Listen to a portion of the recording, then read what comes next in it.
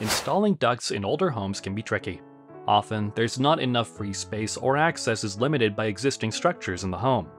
A home transitioning from boiler heat to forced air might be in need of extensive remodeling work, but there are a few options HVAC contractors have to add ductwork to older homes if a remodel isn't in the budget. Luckily, most older homes have unfinished basements, which makes it a lot easier to hang metal ducts, but you still might have to make some sacrifices on space. Adding ducts to an old house often means you lose some headroom in the basement. Ductwork requires two metal trunks that run the length of the home. One duct is a supply duct. This is the one that brings cold or warm air into the rooms of your home.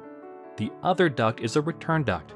This duct allows the air to cycle back to the surface, where it is either reheated or recooled before circulating back through the system.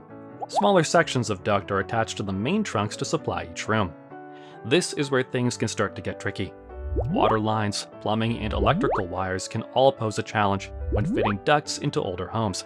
Let's take a look at some of the ways HVAC contractors can make it work.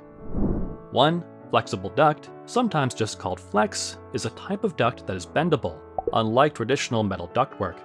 Flex can be insulated or uninsulated. Flex can be a good option if you need to install ductwork in a joist that has water lines or wires in the way. 2. Duct painting comes in sheets that can either be stapled or nailed in place to turn joists into ducts. Painting can either be thin sheet metal or a composite material. It is useful for unfinished basements where water lines, electrical, or plumbing lines are in the way. There is some heat loss associated with pan ducts, so it's not normally the first choice for HVAC contractors, but is a far better choice than undercut doors or no duct installations at all. 3. Utilize attics or crawl spaces for extra space for new ducts. Attics and crawl spaces can be difficult to work in, but they offer additional space to install ductwork that won't infringe on living spaces in the home. If the home has an attic or crawl space that can be used for ductwork, HVAC contractors will often use it. We should note that if the furnace is installed in the attic or crawl space, you need to be sure to check it often to change the filter and make sure everything is working as intended. Furnaces installed in these areas are often forgotten about and don't receive adequate maintenance or care. 4. Undercut doors is a way to increase airflow in bedrooms, bathrooms, and home office spaces where return ducts aren't able to be installed. This is popular in mobile homes. Undercutting a door simply means that the door is cut a few inches shorter at the bottom, so air is able to move in and out of the room. If you don't like the look of undercut doors, and you don't have space for additional ductwork in your home, you can allow airflow between rooms by cutting a rectangular area out of the wall above the door frame and covering it with a return air grill.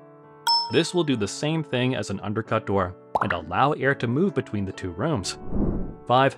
Ductless mini-splits are popular alternatives to ducted systems in established homes where ducts would be difficult to install. Often, it would be more money to remodel and install new ductwork than it would be to install a mini-split unit. Ductless mini-splits can provide both heating and cooling on a single system, and utilize indoor air handlers to distribute air. These air handlers are commonly mounted on the wall or floor of a room, but ceiling cassettes can be used if you don't like the look of the wall-mounted unit. For more information on ductless mini-splits, you can watch our videos linked in the description. We also have a free cheat sheet with 28 tricks that can help you save on your electricity, heating, or cooling bill each month. Click the link in the description to download.